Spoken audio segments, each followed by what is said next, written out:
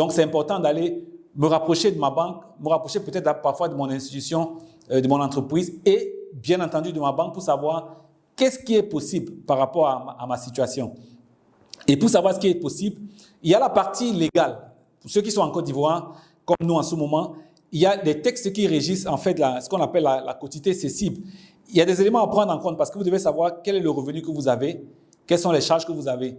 L'État a choisi d'encadrer en fait le montant maximum que vous êtes autorisé à donner en remboursement à la banque.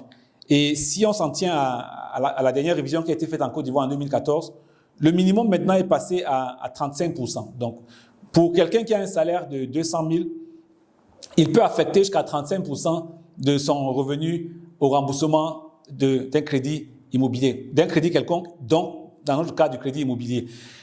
Si vous avez un salaire, je prends un exemple, je ne vais pas lire tout, je prends un autre exemple. Si vous avez un salaire entre 600 et 800 000 par exemple, la quotité peut monter jusqu'à 45%. Et quand on va jusqu'à un salaire de 2 millions, on pourra même aller jusqu'à 57%.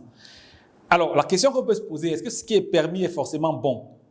Pas forcément. Donc, on va y revenir. J'ai parlé de la Côte d'Ivoire, mais un des pays d'intérêt, pour vous qui me regardez, c'est aussi le Cameroun. Au Cameroun, la quotité est restée à 33%.